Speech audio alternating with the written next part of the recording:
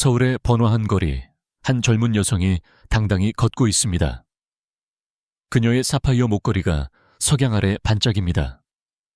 하지만 그 빛은 위험한 시선을 끌어옵니다. 갑자기 한 경찰관이 그녀를 세우고 아무런 증거 없이 도둑으로 몰아습니다. 차가운 수갑이 채워지고 그녀는 모두가 보는 앞에서 끌려갑니다. 하지만 그 경찰관은 몰랐습니다. 이 한 번의 실수가 그의 인생을 뒤흔들 것이라는 사실을. 여러분은 지금 어디서 이 영상을 보고 계신가요? 댓글로 알려주시고 이 강렬한 이야기를 끝까지 함께해요. 2024년 10월 서울 강남구의 석양이 도시를 붉은 빛으로 물들였습니다. 고층 빌딩의 유리창이 햇빛을 반사하고 가로수길의 카페와 부티크는 젊은이들로 북적였습니다. 이 번화한 도시의 중심에서 한 여성이 우아한 걸음으로 거리를 걷고 있었습니다. 그녀의 이름은 김수진, 32세, 국내 최고의 테크 기업에서 소프트웨어 엔지니어로 일하는 전문가였습니다. 수진은 세련된 베이지 코트를 입고 긴 검은 머리가 가을 바람에 부드럽게 흔들렸습니다. 그녀의 목에는 남편 박민호, 35세, 서울경찰청의 고위 경찰관이 결혼 5주년을 기념해 선물한 사파이어 목걸이가 반짝였습니다. 이 목걸이는 단순한 장신구가 아니었습니다. 민호가 수진에게 건넨 첫 선물로 두 사람의 사랑과 신뢰를 상징하는 소중한 물건이었습니다. 수진은 그날 오후 가로수길 근처에서 열린 테크 포럼에서 데이터 보안과 인공지능 윤리에 관한 발표를 마친 뒤였습니다. 그녀의 가방에는 여전히 명찰이 달려 있었습니다. 김수진 수석 엔지니어, 테크비전 재단.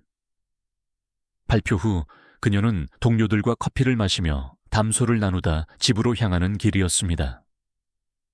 거리를 걷는 그녀의 모습은 자신감과 품격으로 가득했지만 그 당당함이 뜻하지 않은 문제를 불러일으킬 줄은 몰랐습니다. 강남의 거리는 평소처럼 활기찼습니다.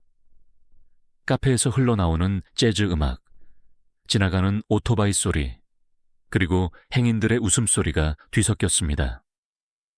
하지만 이 평범한 가을 저녁, 공기 중에는 폭풍이 몰려오기 전의 고요함이 감돌았습니다. 가로수길 끝자락, 순찰차 옆에 서 있던 경찰관 이동현, 38세이 눈에 들어왔습니다. 그는 손에 테이크아웃 커피를 들고 지나가는 사람들을 날카로운 눈으로 훑고 있었습니다. 15년 경력의 이동현은 자신이 거리에 질서를 지키는 사람이라고 믿었습니다.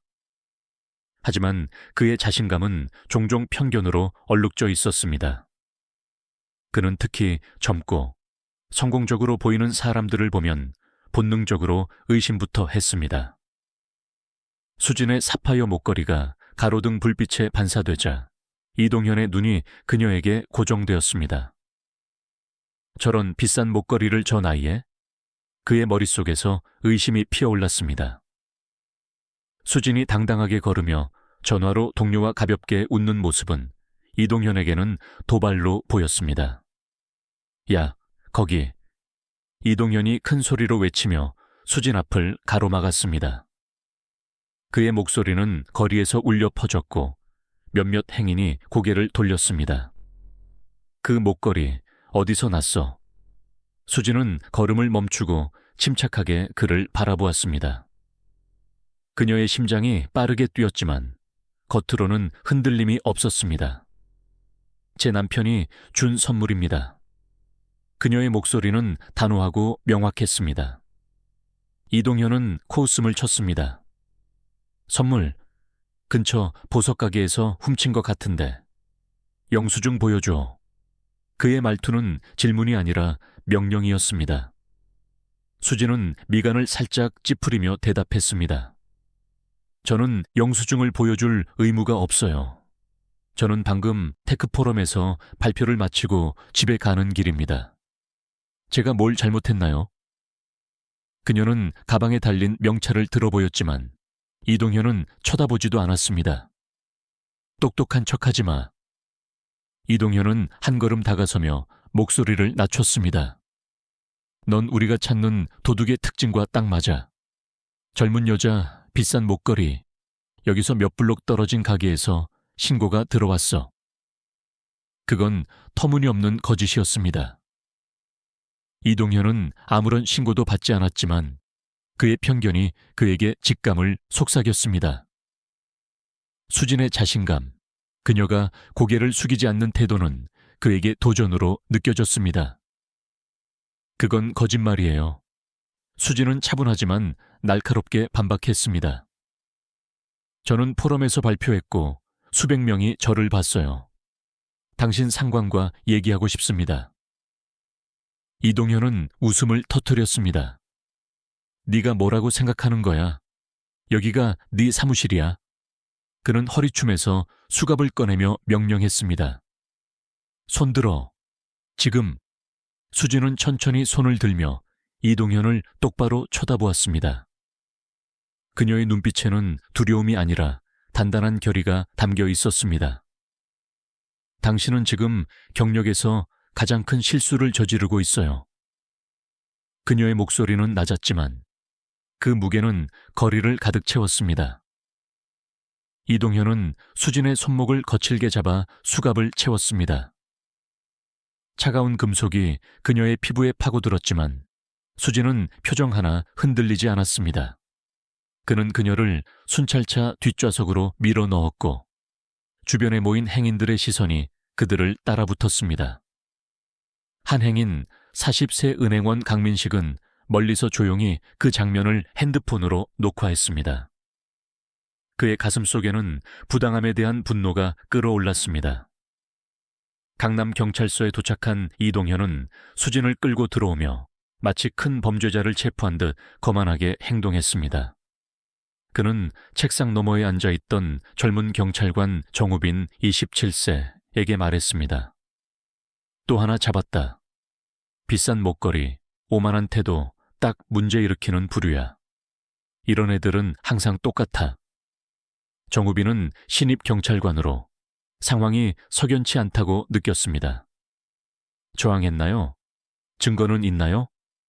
그는 조심스럽게 물었습니다. 이동현은 어깨를 으쓱하며 대답했습니다. 나한테 말대꾸했어. 그걸로 충분해. 태도가 문제야. 임시 구금실에서 수진은 등을 곧게 펴고 앉아 있었습니다. 그녀의 손목은 수갑 때문에 욱신거렸고 입에는 땀이 맺혔지만 그녀는 흔들림 없는 눈빛을 유지했습니다. 그녀는 이미 핸드폰의 긴급 호출 버튼을 눌러 남편 박민호에게 신호를 보냈습니다. 전화는 자동으로 녹음 모드로 전환되어 이동현의 모든 말과 수진의 응답을 실시간으로 민호에게 전송하고 있었습니다. 그 시각 민호는 서울시 안보위원회 회의를 마치고 채 오르던 중이었습니다. 전화가 울리자 그는 화면을 확인하고 즉시 굳어졌습니다. 수진의 이름, 그리고 그녀의 날카로운 목소리가 스피커를 통해 들려왔습니다. 당신은 지금 큰 실수를 하고 있어요. 이어서 이동현의 거만한 목소리. 태도가 문제야. 이런 사람들은 항상 똑같지. 민호의 손이 핸들을 꽉 쥐었고 그의 눈빛은 강철처럼 차가워졌습니다. 그는 즉시 차를 돌려 강남경찰서로 향했습니다. 민호가 경찰서 문을 열고 들어서자 방 안은 순식간에 조용해졌습니다. 그의 고위경찰 제복은 형광등 아래 빛났지만 모두를 압도한 건 그의 존재감이었습니다. 그는 폭풍처럼 돌진하지 않았습니다. 대신 침착하고 단호한 걸음으로 방을 가로질렀습니다. 그의 눈빛은 칼날처럼 예리했고 그 시선은 이동현을 정확히 겨누었습니다. 이동현은 동료들과 자신의 성과를 자랑하던 중이었습니다. 그는 민호를 보고 얼굴이 하얗게 질렸습니다. 박 팀장님. 그는 말을 더듬으며 간신히 입을 열었습니다. 민호는 한치의 망설임도 없이 말했습니다. 방금 내 전화로 실시간 녹음이 전송됐다. 네가 아무 이유 없이 체포한 여성, 내 아내 김수진이다. 방 안은 얼어붙었습니다. 정우빈은 입을 다물지 못했고 책상에 앉아있던 다른 경찰관들은 숨을 죽였습니다. 이동현은 땀을 흘리며 한 걸음 물러섰습니다. 저는 그녀가 도둑 신고와 일치한다고 생각했습니다. 그는 변명을 늘어놓았지만 목소리는 떨리고 있었습니다. 도둑 신고 같은 건 없었다. 민호의 목소리는 얼음처럼 차가웠습니다. 내가 방금 관제실에 확인했다. 가로수길 근처에 신고는 단 한 건도 없었다. 넌 이유를 지어냈어. 왜? 그녀가 비싼 목걸이를 했기 때문이야. 자신감 있게 걸었기 때문이야. 아니면 네가 원하는 대로 할 권한이 있다고 믿었나?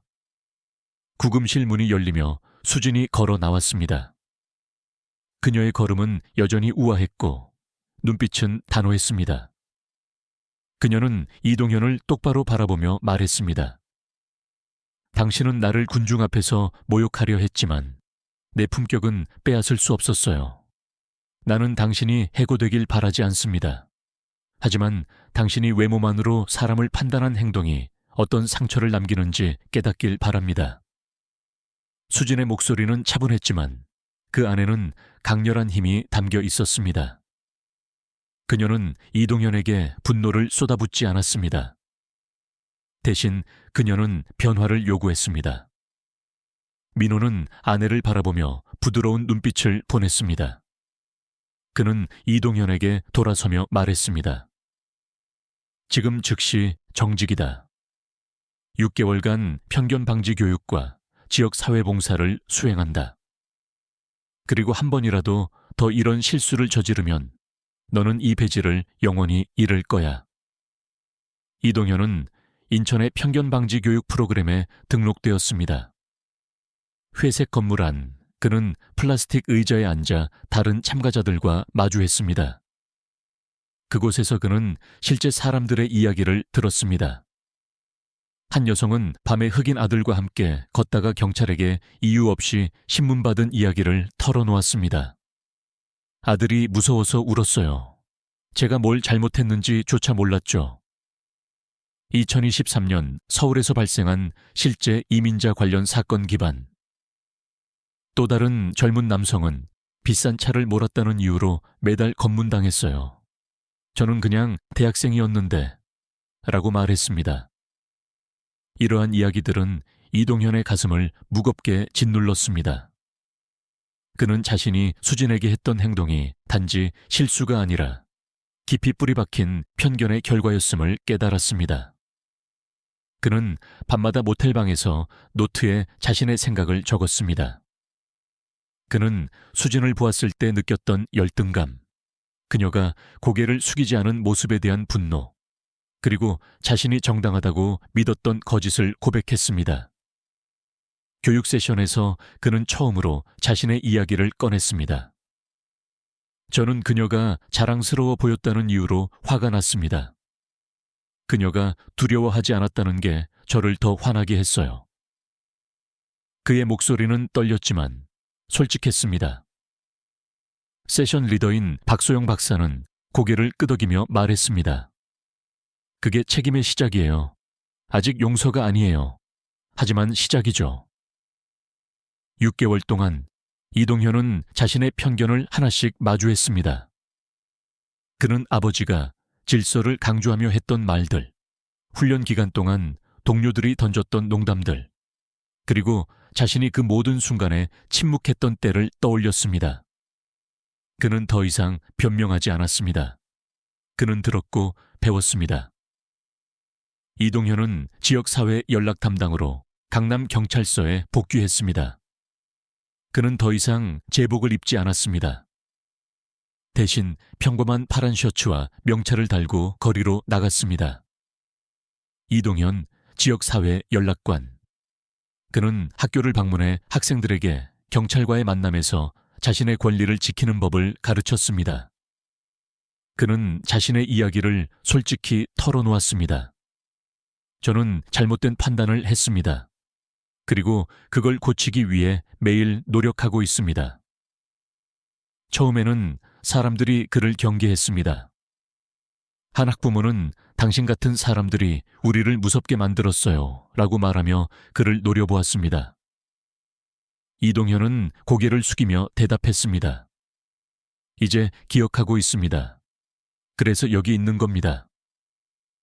진정한 시험은 2025년 봄 강남경찰서가 주최한 지역사회 개혁 행사에서 찾아왔습니다.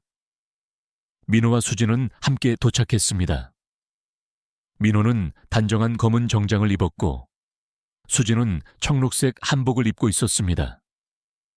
그녀의 사파이어 목걸이는 여전히 빛났습니다. 두 사람은 행사장의 중심이었고 그들의 존재는 모두의 시선을 끌었습니다. 이동현은 행사장 구석에 서서 자신이 그들의 공간에 있을 자격이 있는지 확신하지 못했습니다. 그는 멀리서 지켜보다가 민호가 그의 눈을 마주치고 가볍게 고개를 끄덕이는 것을 보았습니다. 그리고 수진이 천천히 그에게 다가왔습니다. 그녀의 걸음은 우아했고 눈빛은 단호했지만 따뜻했습니다. 당신이 노력하고 있다고 들었어요. 수진이 차분하게 말했습니다. 이동현은 고개를 숙이며 대답했습니다. 저는 용서를 바라지 않습니다. 하지만 제가 한 잘못을 다른 누구도 겪지 않도록 하고 싶습니다. 수진은 잠시 그를 바라보다가 말했습니다. 노력은 끝이 아니에요. 하지만 시작이죠. 그날 당신은 제게서 무언가를 빼앗으려 했지만 당신이 지금 하는 일은 그것을 돌려주는 게 아니라 새로운 무언가를 만드는 겁니다. 계속하세요. 그러면 언젠가 저 같은 사람이 당신 같은 사람을 보고 두려워하지 않을 날이 올 거예요. 이동현은 목이 메어 말을 잇지 못했습니다.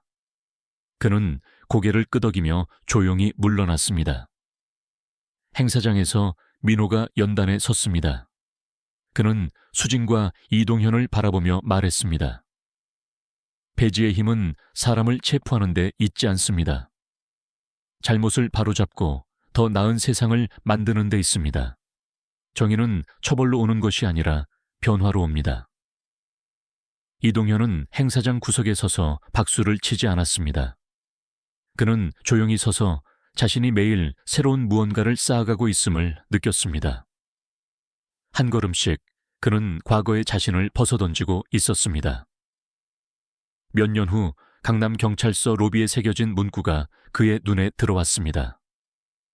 더 나은 세상을 요구한 목소리를 기리며 그는 그 문구를 볼 때마다 이름을 읽지 않았습니다. 대신 그 아래 비어있는 공간을 보았습니다. 아직 채워지지 않은, 하지만 가능성으로 가득한 공간을. 마지막 장면, 서울의 석양 아래 가로수길을 걷는 사람들. 음악은 희망찬 멜로디로 바뀌며 화면이 페이드 아웃. 이 감동적인 이야기를 공유하려면 좋아요를 누르고 채널을 구독하세요. 알림벨을 켜서 매일 새로운 이야기를 만나보세요. 수진과 이동현의 여정에 대해 어떻게 생각하시나요? 여러분의 생각을 댓글로 나눠주세요. 그리고 이 영상이 당신에게 어떤 의미를 주었는지 알려주시면 다음 이야기에 반영하겠습니다.